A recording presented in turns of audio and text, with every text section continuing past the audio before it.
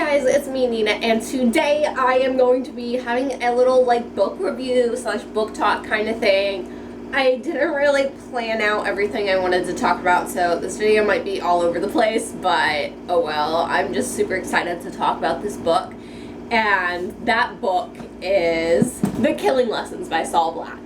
I'm really unsure of when this came out. I bought this on Book Outlets about a year ago. 2015 is when this came out. So, I mean, I'm not too late, honestly. 3 years, that's not too bad.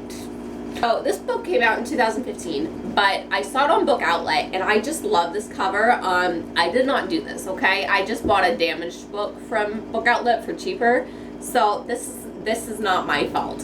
I picked this up because I thought this was such an awesome cover.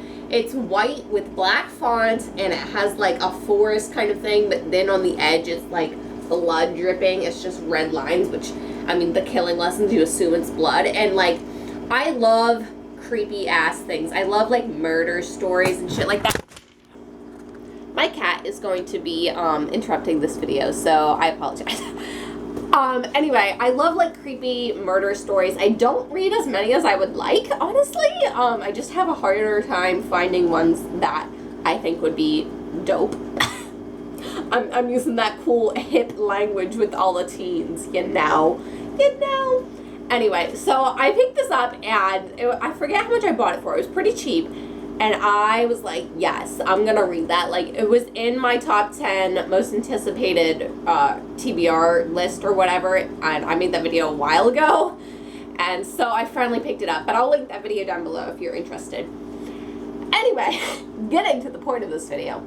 This book is about a serial killer who is killing women and putting certain objects inside of them, whether that be the mouth, the anus, or the vagina, and you know, it's fucking horrible and terrifying. And we get what really made me love this book was the way it was written and the perspectives that were given.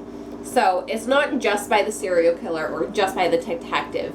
You get three viewpoints. You get the killer, you get the victim, and you get the detectives. And you get all those viewpoints, but it's done so fluently and so well that I loved it. A lot of the times these type of books will really only give you one-sided views, and it's usually from the detective point. And I love I love serial killers' point of views. I like reading that. So a lot of the time I don't pick up the books because they're going to be from the detective side. And I'm just could have been better. But this was done so freaking well. But I didn't want to put this book down. It was so crazy.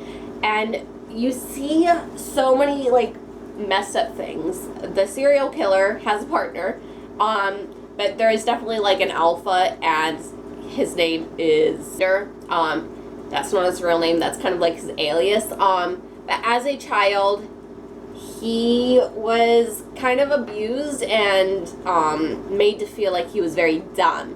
So he was trying to learn the alphabet or whatever, but he was always talked down upon because he couldn't learn it. So he'd be like, K is for kite.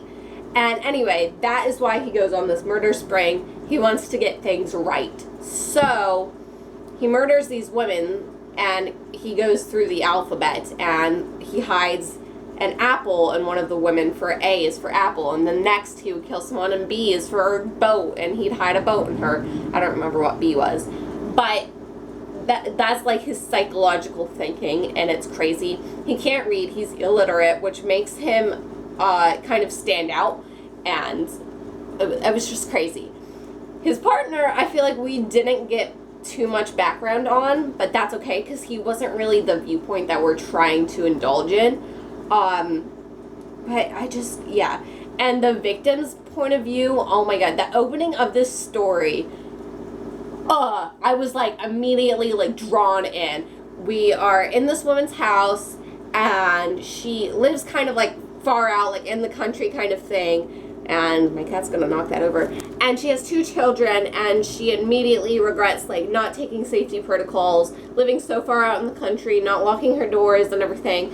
And so she sees this murder and she's shot, and her son is shot, and she's, you know, raped and murdered or whatever, but her young daughter escapes, and it's just thrilling. So throughout this plot, you get to see this daughter try and, like, fight her way to survive and, you know, get back to her mother and try and help her and find the police and everything. But we also get another victim's point of view, and this victim was so strong. They were both two female strong.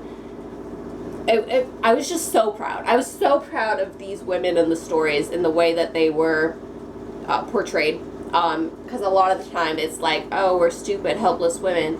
But these two girls, especially this young one, she was only 10 years old, she really fights and pushes herself, and it's just, it made me so proud. Like, I was like, I know that if I was in that situation, I would be one of those dumb, helpless women, probably. But I was really proud to see the strong women portrayed like that. The detective's points, I really liked seeing, like, the fucked up detective. Honey, what's wrong? Well, he's just looking at himself in the mirror. He's talking to himself.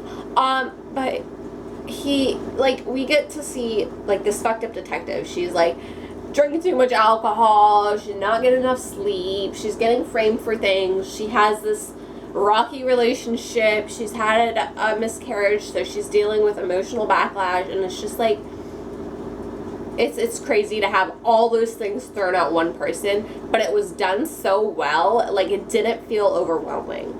And that's another thing. When you have more than one viewpoint, sometimes it can be overwhelming. But this author, I love his writing. And I don't know if he has other books, but if he does, I want to read them because it was done so well. And I don't read adult books. This is an adult book. I very seldom read adult books. Just because I feel like I can't relate to them, or they're just written in such, like, an old man way. And I'm just like, eh. But this I really just love the writing. I can't get over that. The way it was so descriptive was amazing, and I just can't. I love it. The cover was gorgeous. The writing was beautiful. The characters were empowering and crazy and well thought out and well developed and had all great backgrounds. The writer made sure that we knew background to each character and how they came to be and the circumstances surrounding them, and that was very important to me. And he wrote it in a very I don't know what word I'm looking for. It was just done so well. It was done well. Let's just say that. And I'm so excited that I read this for Spooky Month. I read it for October, and I love it. And I'm so glad I finally picked this up and didn't push it off for yet another month. But yes, I really don't know what else to say. I'm just so hyped about this book. Like, I'm still like, let's reread it right now. Like, I love it. I love it. I love it. I love it. That's all I have to say.